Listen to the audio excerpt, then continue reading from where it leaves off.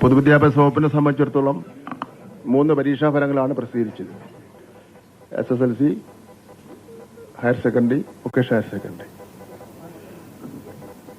ഈ 3 പരീക്ഷയും കൃത്യസമയത്ത് നടത്തുന്നതിന് വേണ്ടിയും പരീക്ഷാഫലം പ്രസിദ്ധീകരിക്കുന്നതിന് വേണ്ടിയും സഹകരിച്ച എല്ലാവരെയും ഞാൻ എന്റെ അവതരിപ്പിച്ചപ്പോൾ തന്നെ സൂചിപ്പിച്ചു. എനിക്കാകെ പറയാനുള്ളത്,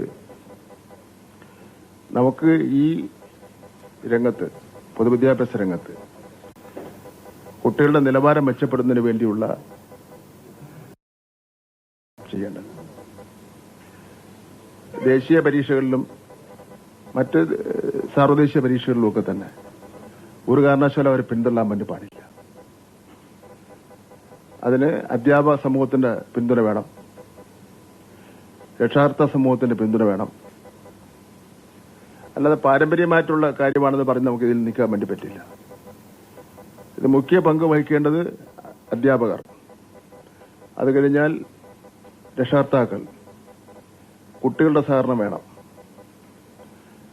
അത് ഈ വരാൻ പോകുന്ന വർഷക്കാലം അതിനുവേണ്ടി ഒരു ഡ്രൈവ്, അതിനുവേണ്ടിയുള്ള ഒരു തയ്യാറെടുപ്പ് നടത്താൻ വേണ്ടി പൊതുവിദ്യാഭ്യാസ വകുപ്പ് ഉദ്ദേശിക്കുകയാണ്. അതിനുവേണ്ടി അധ്യാപക സംഘടനയുടെ യോഗം അടുത്ത ആഴ്ച ഞാൻ വിളിച്ചിട്ടുണ്ട്.